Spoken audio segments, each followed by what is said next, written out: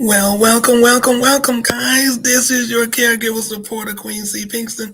Happy Saturday. So, guys, and we're getting on. We're trying to come on as often as we can to bring these pointers to you, even though Wednesday is our also dedicated time at 1:30. Make sure you join us if you can. And if you want to come live, you're welcome to come live on with us. We just had Pastor Upton on with us via phone. Yeah, make sure you check that one out as we were talking about overcoming guilt in for the family caregiver. But my name is Queen C. Pinkston. I know you know who I am. Just got in from work, so obviously I don't have on my regular family caregiver shirt. But tonight we want to talk about caring for aging parents. Caring for aging parents, guys. And we're going to do a quick one tonight if we can. Caring for aging parents. I don't know if you've done that before or if you're headed towards doing that, but a lot of people right now are caring for their aging parents. So let's get started. Let's do our prayer. Father God, in the name of Jesus, we thank you for today, for tonight. We thank you for around the world, whatever time it is, reaching out to even my subscribers in Africa, Lord God. They're 6 hours ahead of us. But Father, bless them all. Bless each and every one under the sound of my voice. And Lord, let something I say tonight be a blessing to the hearer. In Jesus' name I pray. Amen and amen. All right. So listen, caring for aging parents. All right. So guys, caring for aging parents can be both rewarding and challenging. Um, Tonight, we're going to talk about some key points to consider along with practical tips and resources. Now, I don't have my shirt. You know my shirt. You'll see it on the other videos of me caring for my mom. I didn't have any tips and I didn't have any resources that I was aware of at the time. I was just kind of knew that this was what I had to do from being the last born.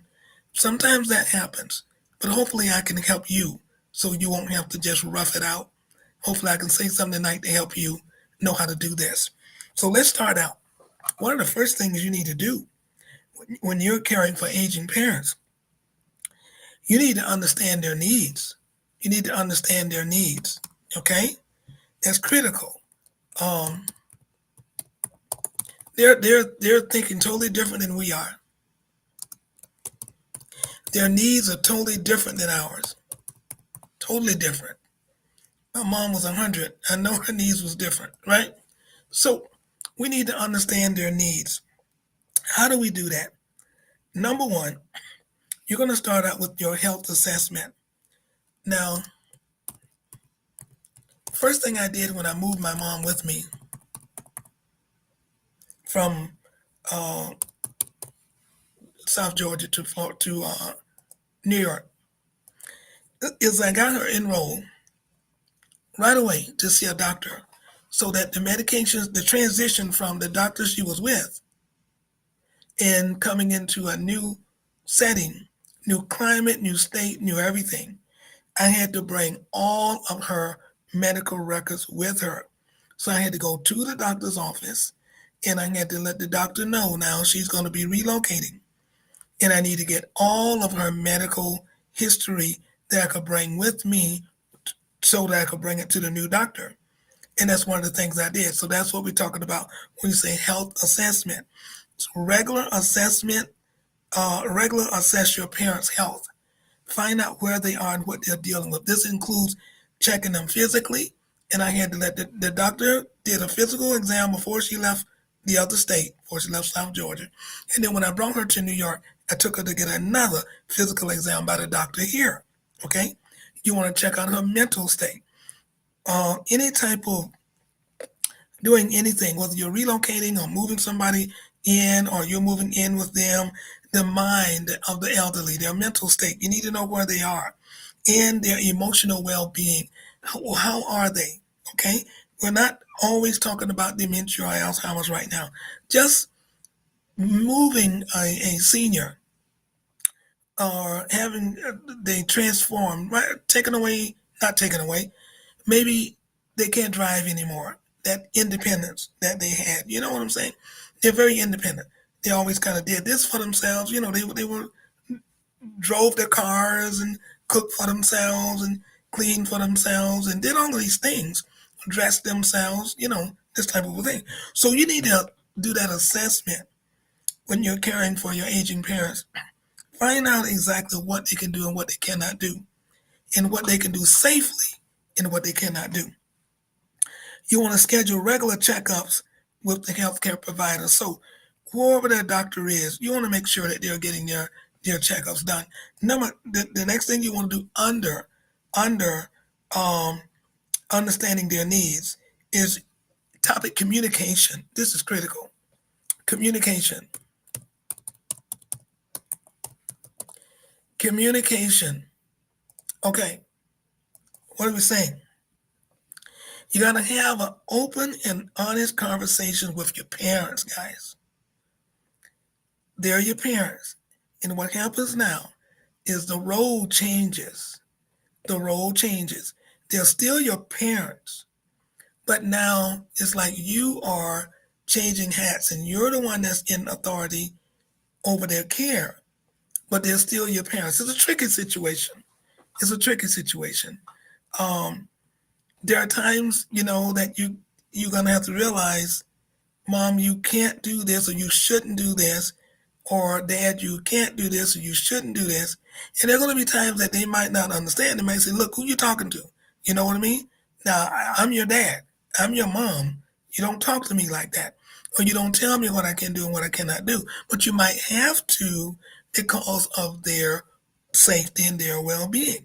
So the communication, you got to establish that with them. That's critical. Um, you need to, what are the preferences and in any concerns they may have.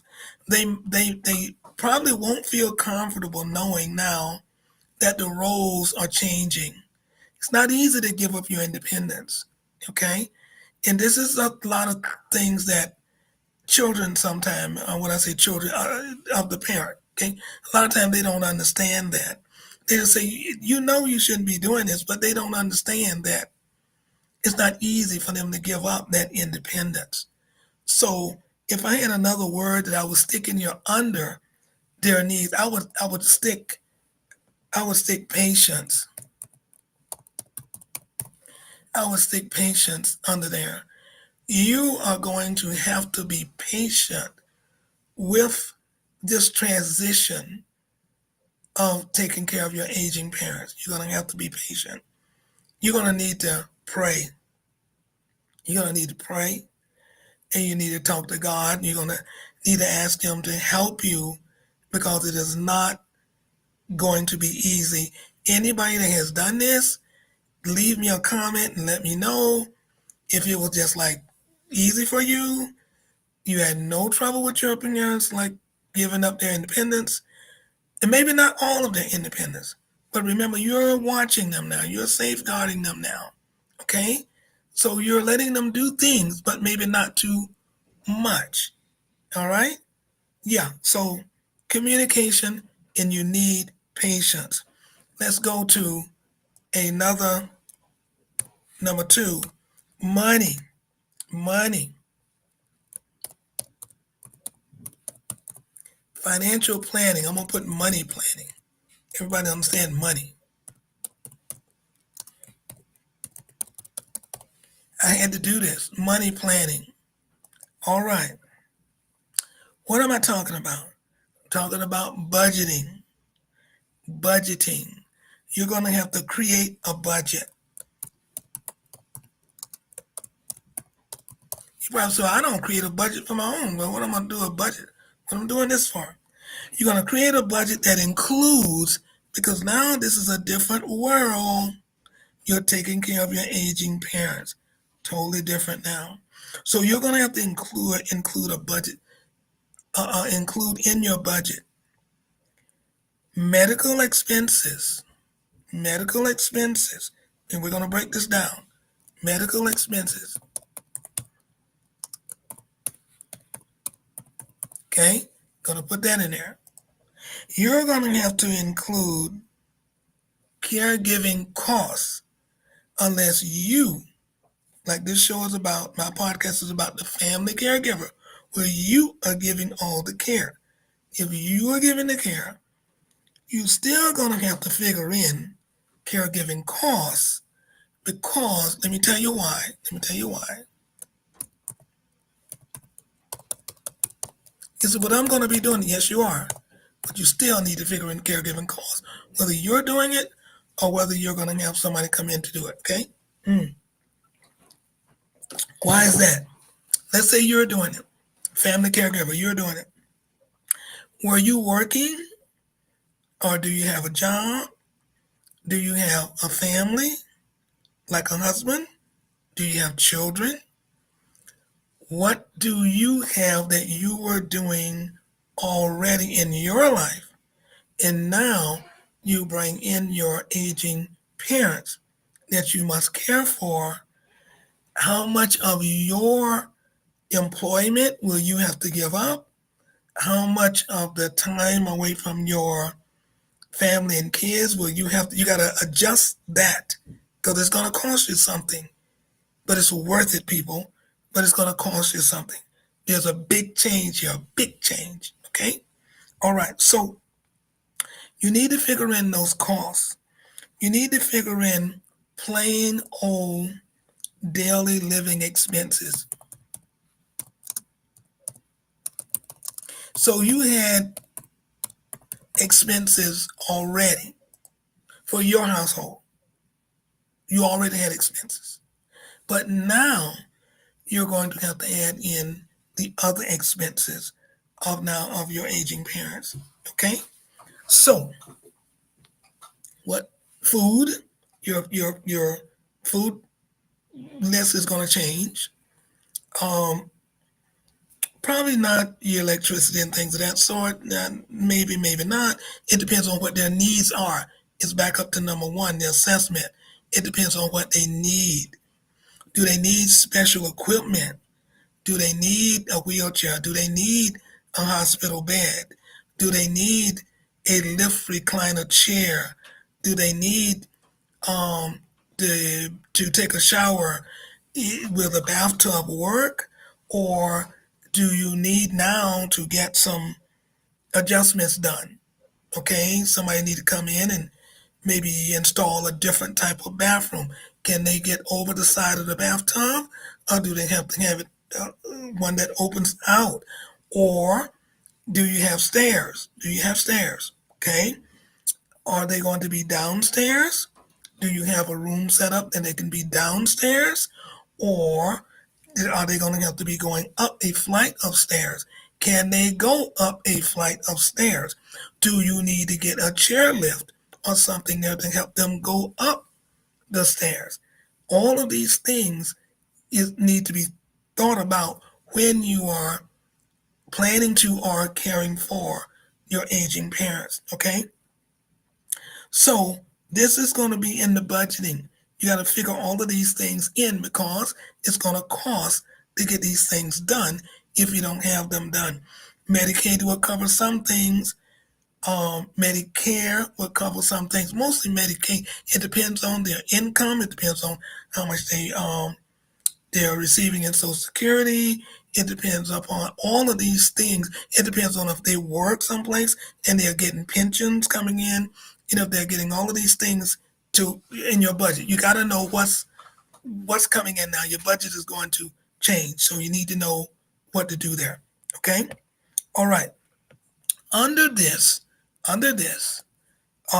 financial planning is you need to know about insurance. Okay, insurance. This is huge, especially in the Black community, guys. We got to get better. We got to get better. Insurance and benefits. We got to get better, guys. Okay, especially with things happening, new administration coming in, things changing. We got to get on the ball. We got to get on the ball. Okay, so insurance benefits. Review your parents' insurance policies, guys. My mom had a policy, and I'm saying this because I'm sure other people had got involved in this as well. It was from South Georgia. They had it South Georgia. I think it was in the Carolinas. I think it was in almost all the southern states. This was some policy that the insurance company sold to your rural blacks that lived on the farms and places, other places there. And they would pay on this insurance policy for years and years and years. And the benefit they would only receive out of this insurance policy that they have paid on for a long time is $1,000. They would receive $1,000 from this insurance policy. And now I'll need you to think. So if you're paying, I'll just throw out some crazy number because I don't know what it started out with. I can't remember. I was young. Don't know. So if you start out paying today $10 a month, all right, and so times 12, that's $120 a year. And then you live like my mom did for 100 years or 70 years, whatever the case with all the years, and you keep paying whatever that is. It might increase over the time. But your benefit, what is the benefit? You're only going to receive $1,000. So now, if you're looking at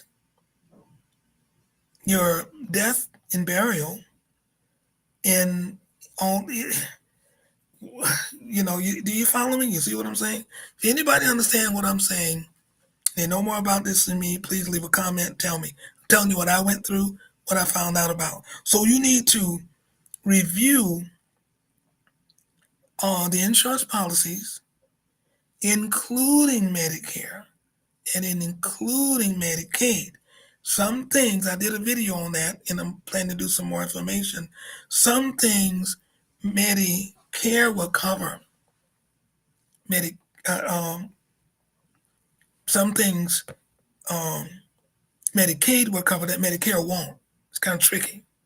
Okay, Medicaid, I think, is kind of based on your income.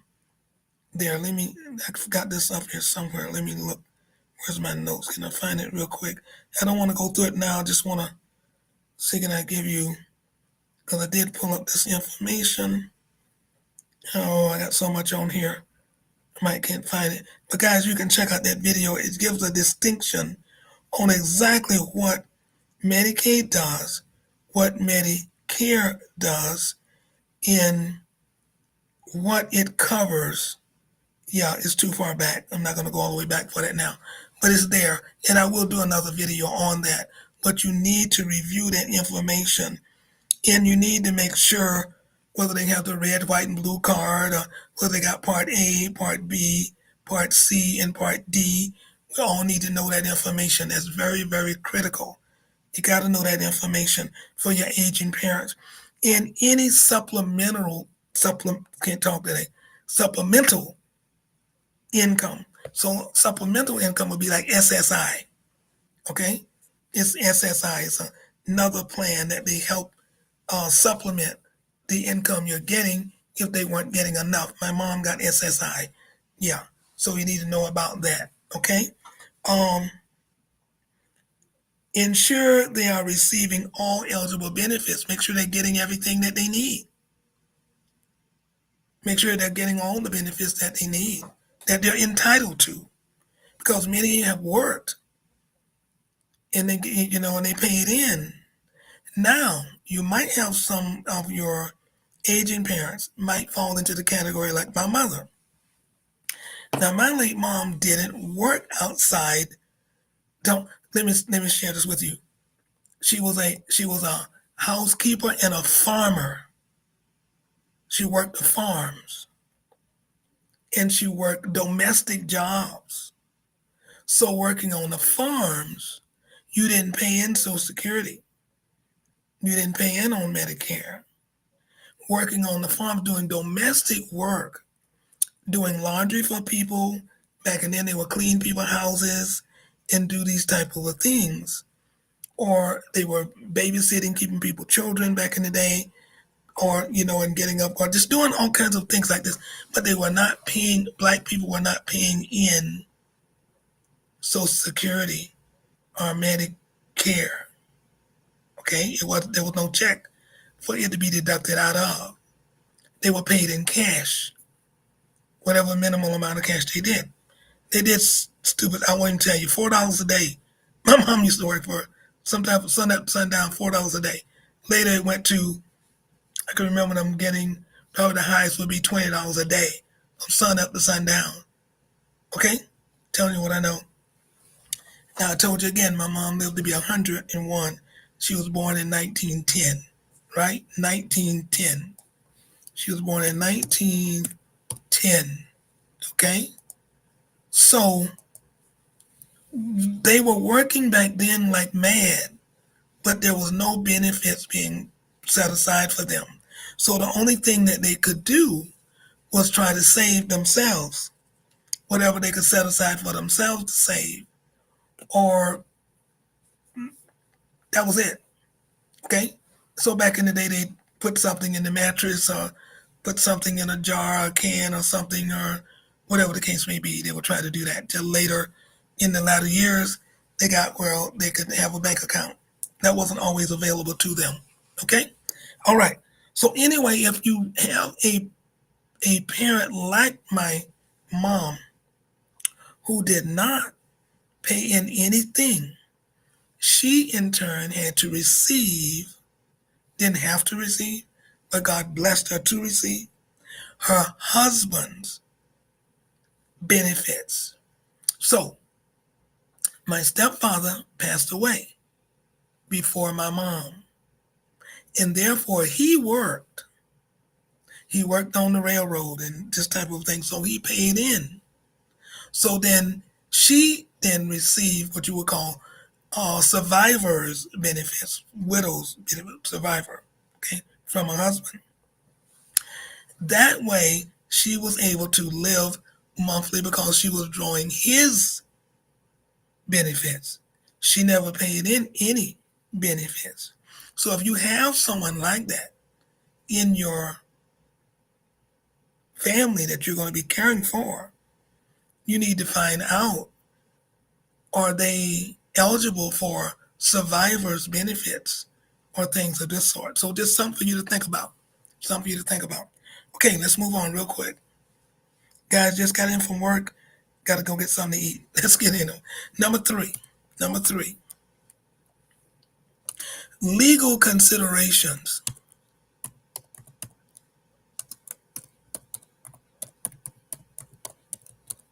Legal considerations.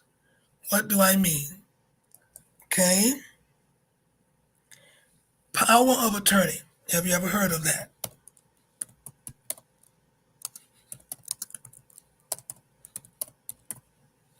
Power of attorney. I'm sure you have. This is critical.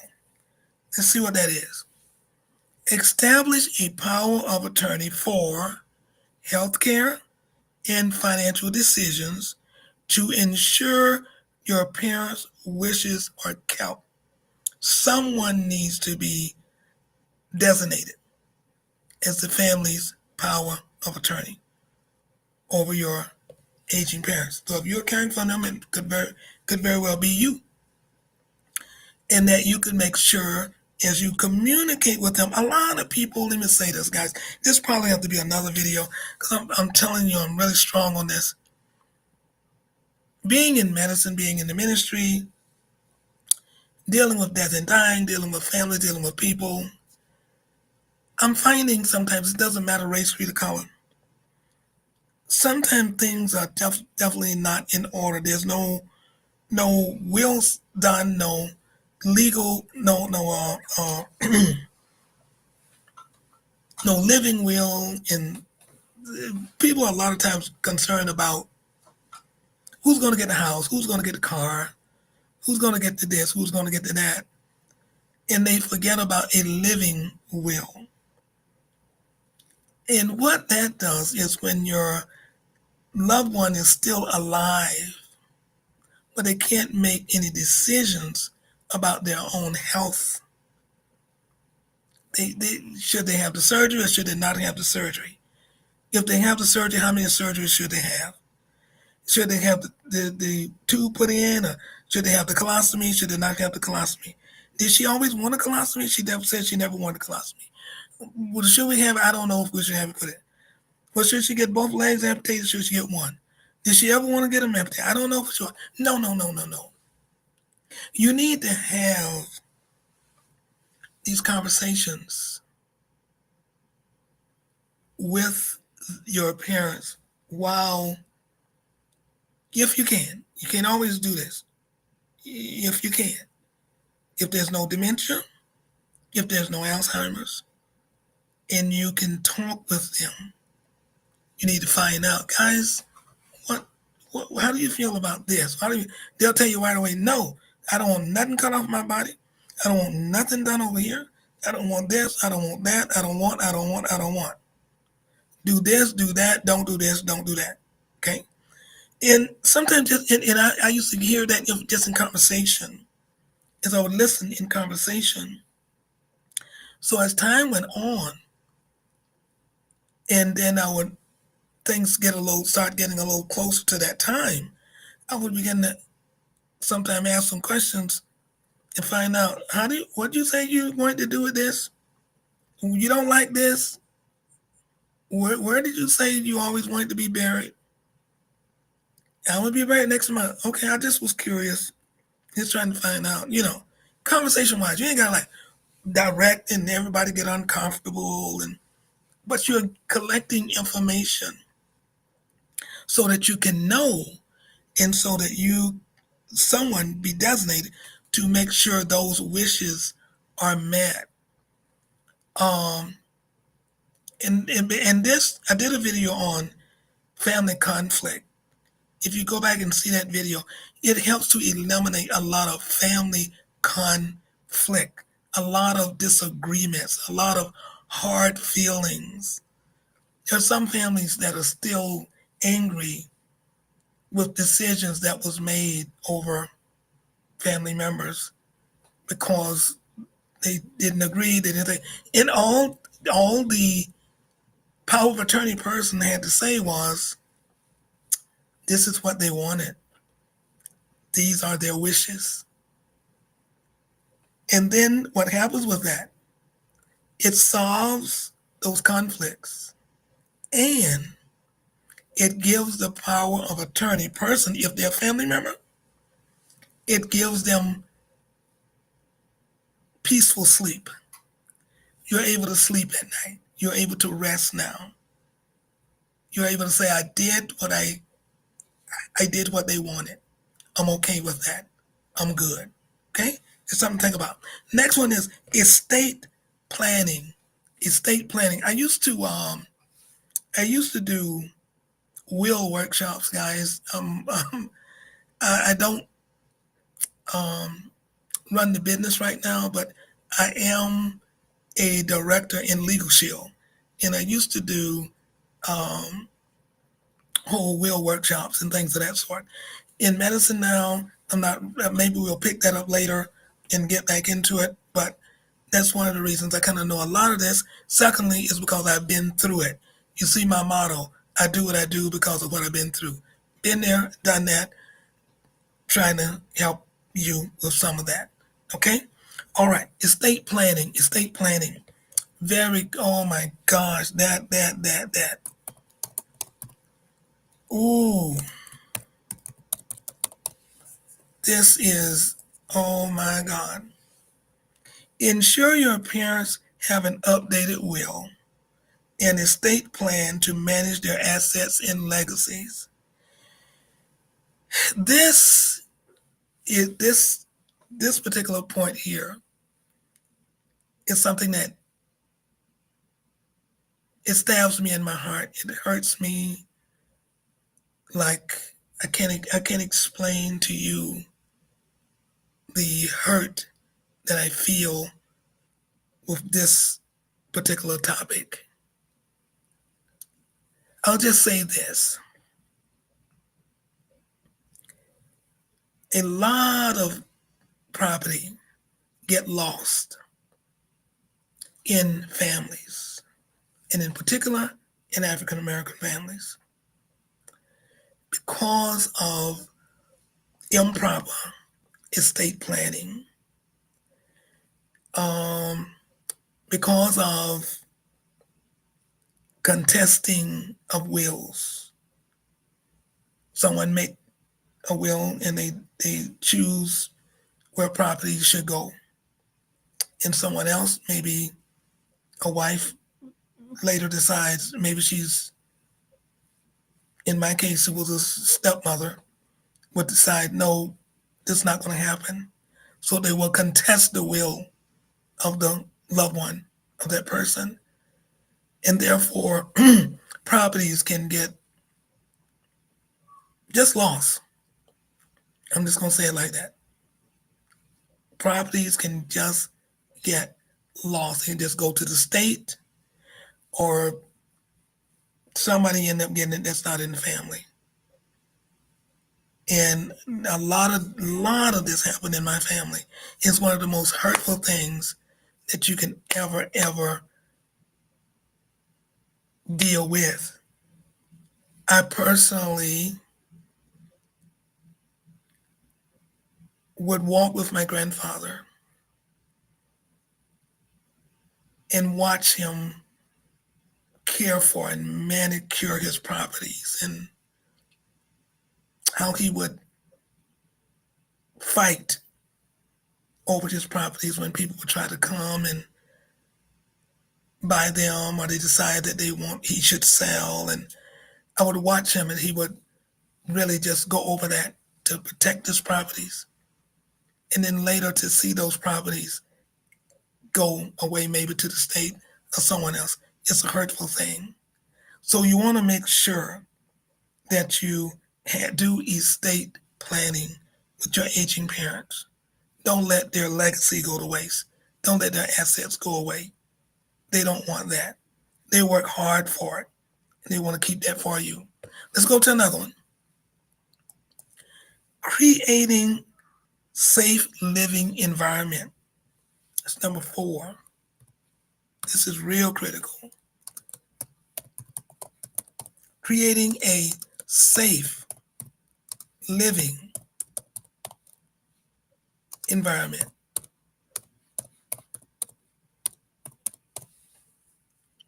Creating a safe living environment.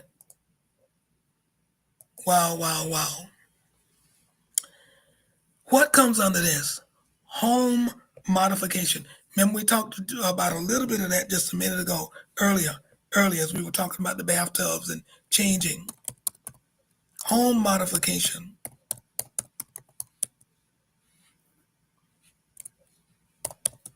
Home modification.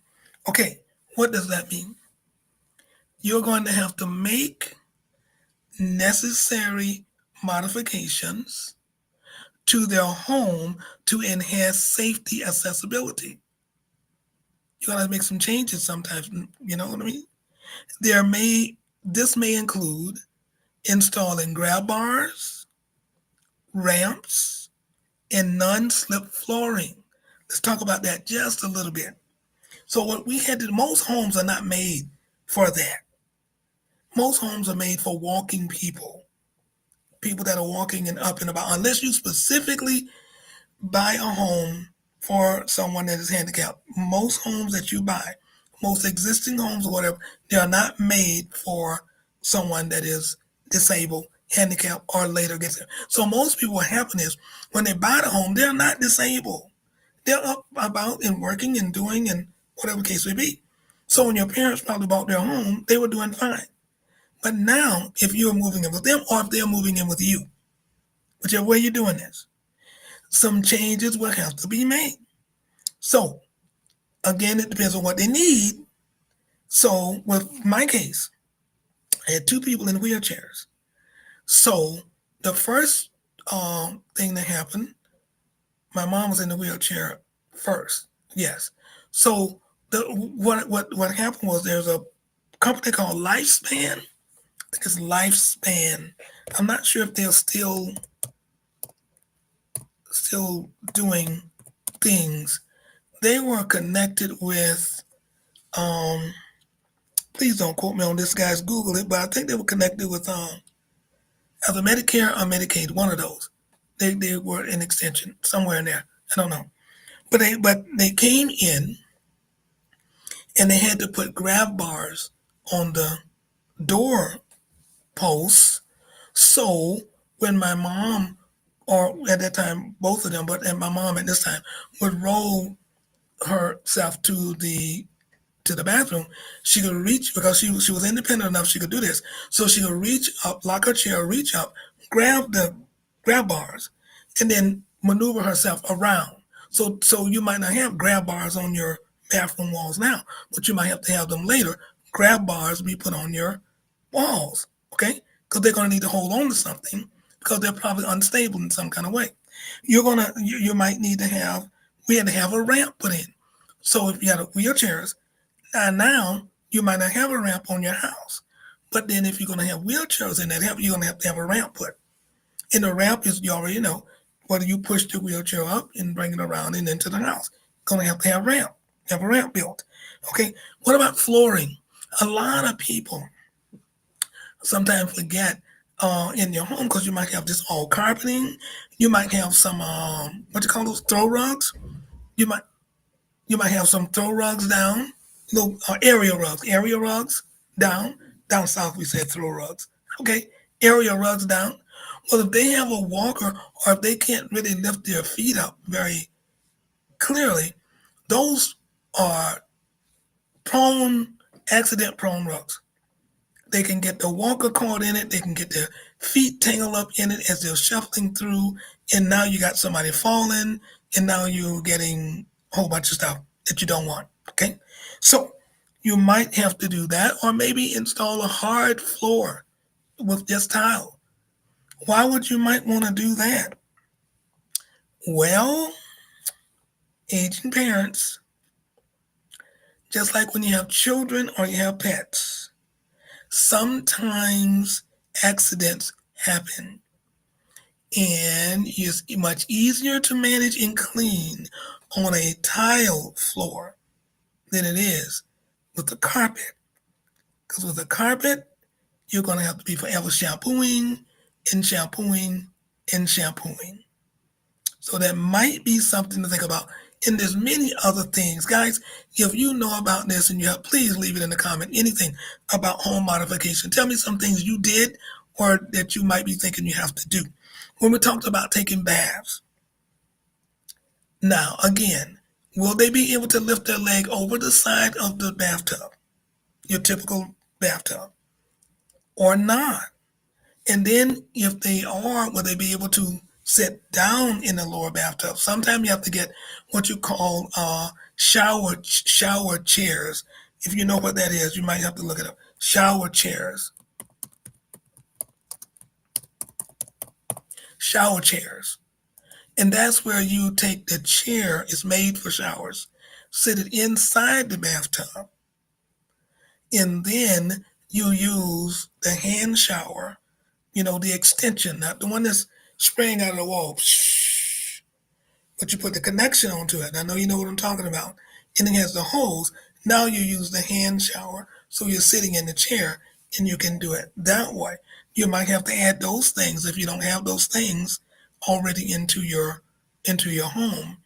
Another thing, sometimes people that doesn't work at all, and so they end up having to get the walk-in. You have to get the walk-in where the little door open and let them walk in because they're unable to lift their legs or whatever the case may be. You might have to do bed baths. Okay, you might have to have bedside commode. You might have to use bedside commode. They might not be able to even get up from the bed and walk into the facility. So now you might have to have a bedside commode that you would use, which they would use for the bedside, and then you would have to empty it and clean it and do those type of things. So a lot of changes can take place. But let me tell you again, so you won't say, "Oh my God, how did you do it? I'm so overwhelmed already." It is worth it. There's nothing, nothing, nothing greater or better than being in a position to care for and service and minister to your parents. I would always say to my mom, when I would do something for her, and I did stuff for my husband. This is my mom, not my parent. So I would say, she would say to me, "Thank you, thank you," and I'd say, "Mom, I appreciate her saying thank you, but you don't have to say thank you. You did it for me. So that now that you did it for me, I'm doing it for you." So she could maintain her dignity and not feel that I'm putting my daughter out or putting my son out. No, you did it for me. You changed me. You bathed me. God only knows how many times I might have upchuck on you. At your burial, your dress clothes. Ain't no telling. So I looked at it in that way, and it blessed me. So no matter what changes had to be made, that they had to make for me, now the time it's turned. My grandfather had a saying, and when I was younger, and we're gonna move on real quick. When I was younger, I didn't understand fully what it was saying. I used to go, "Oh, Grandpa," he was in his late 90s. He would be talking to me. I used to follow him everywhere he went, and we would be talking. And he'd say to me this. This I don't know whether this was his quote or what, but he would say this. He'd say, "Once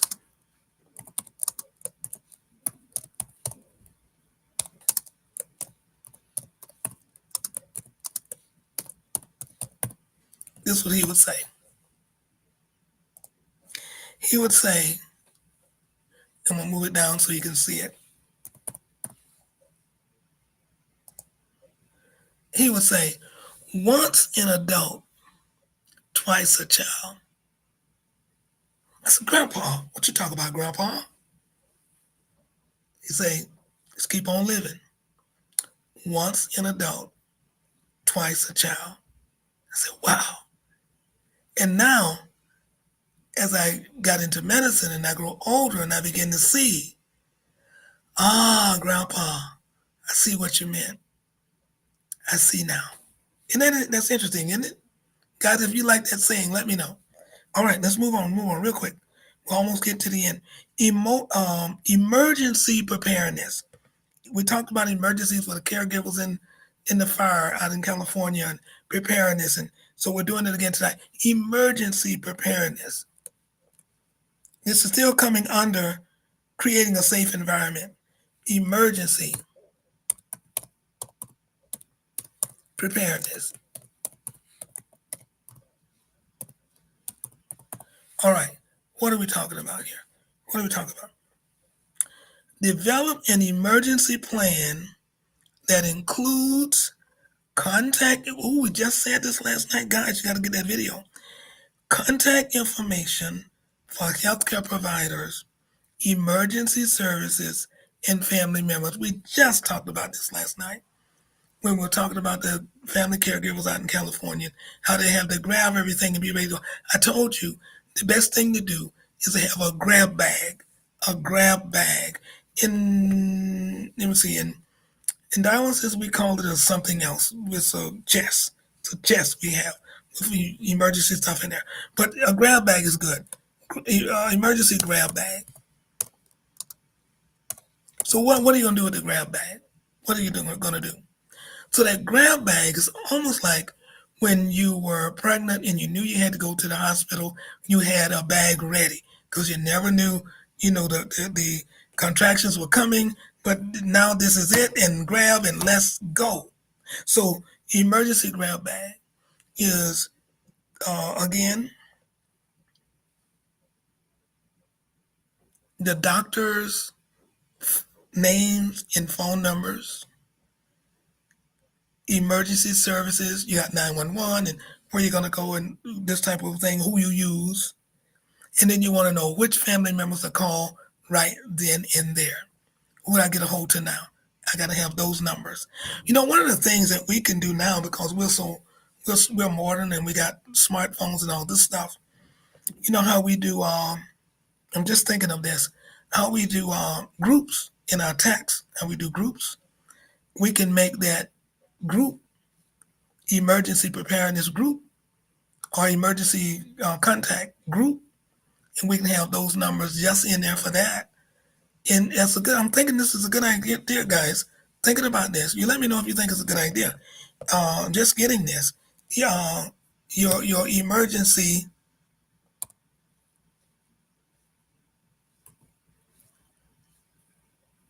Uh, my train of thought left me. Group. Just put group. Easier. Trying to think of two things at once. Your emergency group, and that way, when you send out that text, it's going to everybody that need to know or whatever. That might be something to think about. Let me know if you think it's a good idea. All right. Okay. Are we at the last one? Where are we here? Let's go. Let's go. Let's go. Time is running. Well, let's see. I'm okay. I'm gonna have to go fast. All right. Okay. Now, next one is emotional support.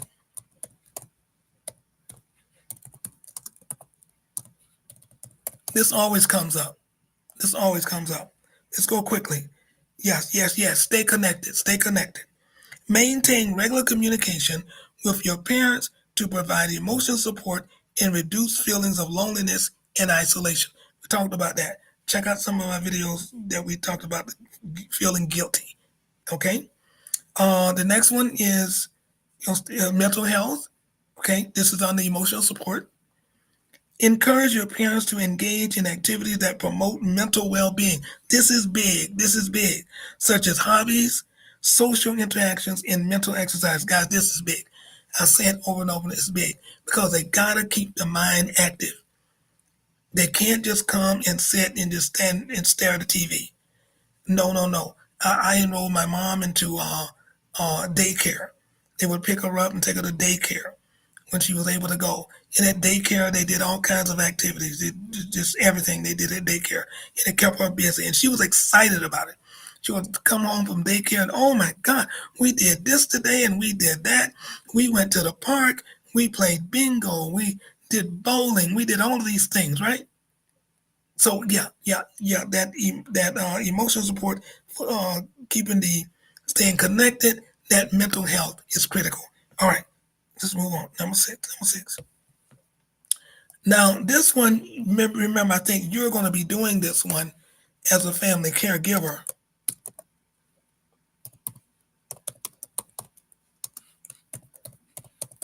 But let's just throw it in anyway, just in case, because sometimes you're going to have to. You might not be able to do it all. So caregiving options. Caregiving options. So if it's in-home care, that's you. Unless you can't do it and you have to get someone else. So let's say you can't. So you're going to consider hiring in-home caregivers to assist with daily activities, medical care, and companionship. But now you're the family caregiver, so you're going to be doing this. Okay? So let's go to assisted living. Now, sometimes people have to make decisions for assisted living. That doesn't mean that you're a bad person. That doesn't mean that you are doing bad things to your parents. That just means sometimes you got to use some other options. So you're going to explore assisted living facilities if your parents require more. Please hear the word. If they require more. If they do what? If they require more. Require more. If they require more. More care than what you can give them. Okay? So you're going to do some research. Uh, Research and visit potential facilities to ensure that they meet your parents' needs. You know what your parents need. You know how they live. You know their desires. So you want to be able that you do that. Okay. All right. All right. The next one is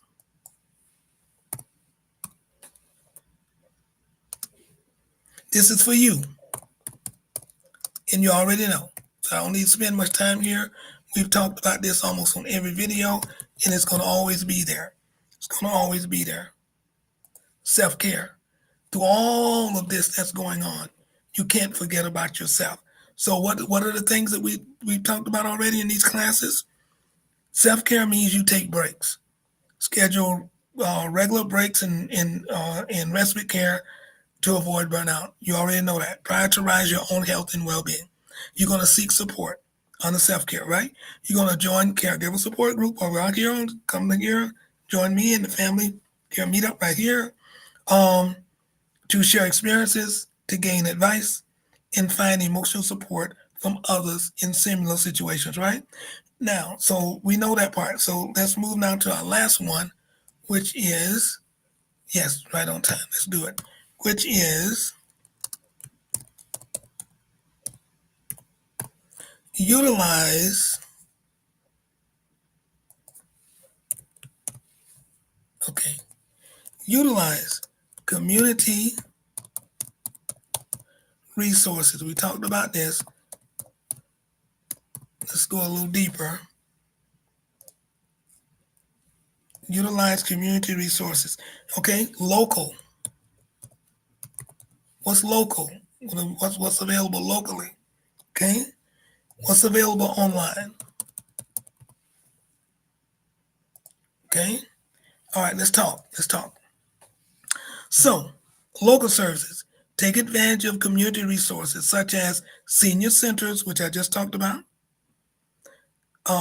meal delivery programs, Meals on Wheels, and whatever else is out there, transportation services, okay, because you might not be able to drive them back and forth.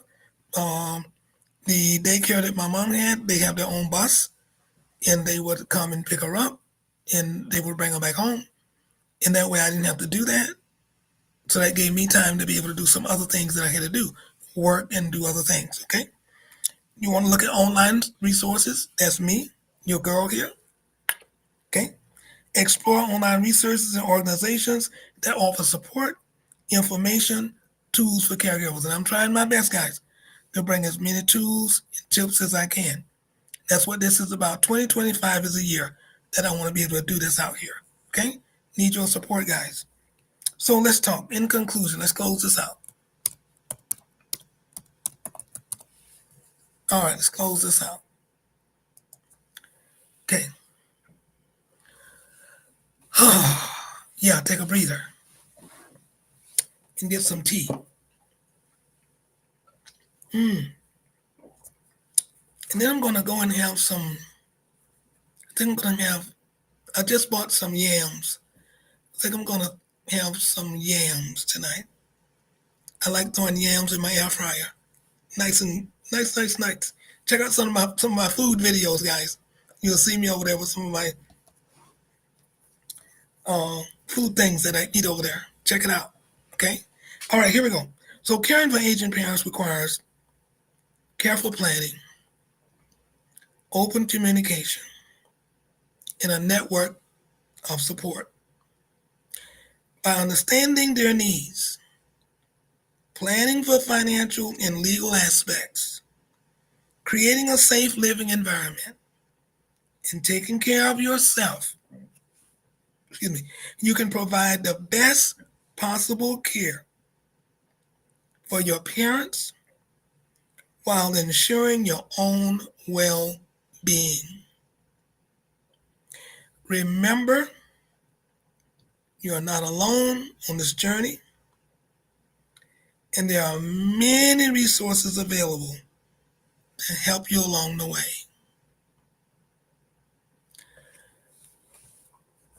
I would really, really enjoy, it would really bless me if the listeners, you've been blessing me greatly.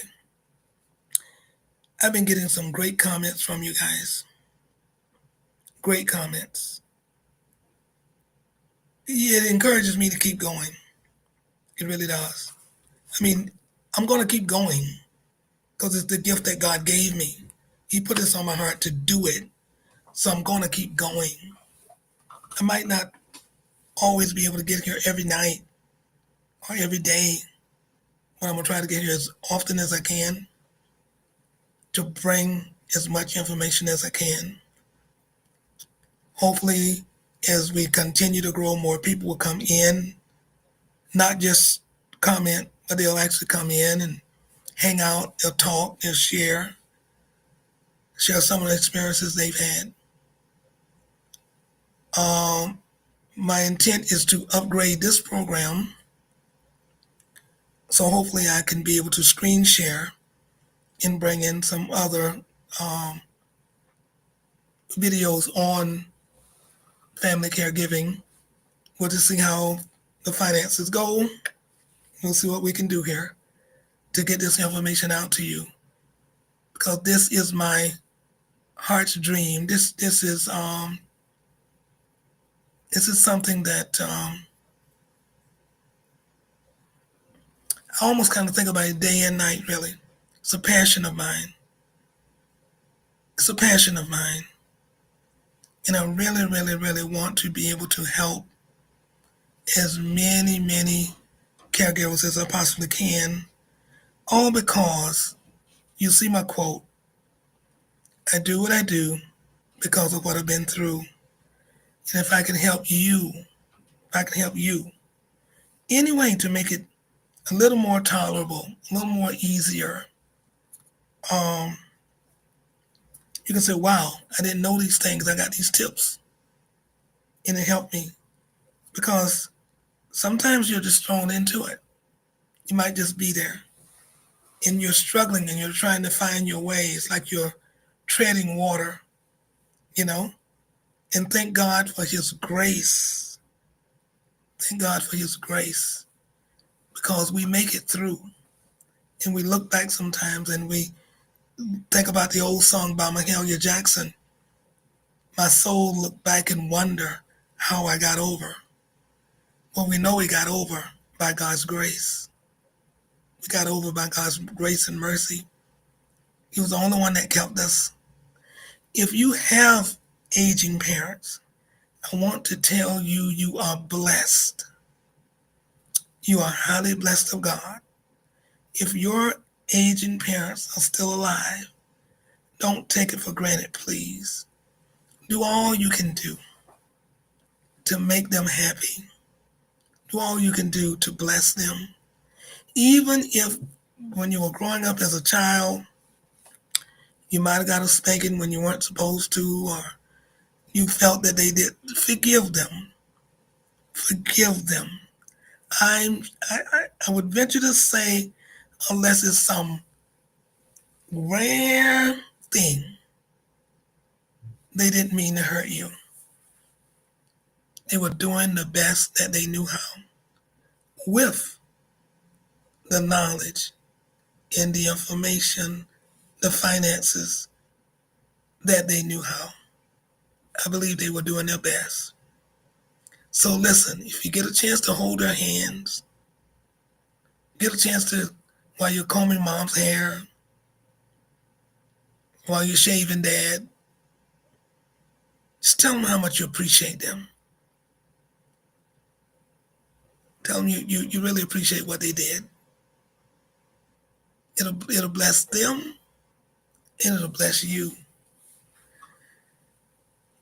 And you will feel that you had closure. You will feel you had closure. I was able to get closure with my mom. I was able to sit, and I know it was time for her to go. I was seeing it happen. I was seeing it starting to change, it starting to come. And I knew, while she was able to still understand, I needed to say what I needed to say. I needed to say it then. Get closure. Tell them you love them. Tell them you appreciate them. And tell them thank you. It's okay. Tell them thank you. I just want to say thank you. And this is for somebody. Can you give them a kiss? Can you kiss them on the cheek? Kiss mom on the cheek? Kiss dad on the cheek? Some families are not huggables. They didn't do a lot of hugging growing up, and a lot of touching. Some of them didn't do a lot of touching. They're kind of distant. But you might be the one that have to break through that as you're a caregiver and you're caring for them. When you're giving that bath and you're giving them that care, tell them you love them and you appreciate them. May God bless you and bless every caregiver under the sound of my voice. I will see you right here in our next video.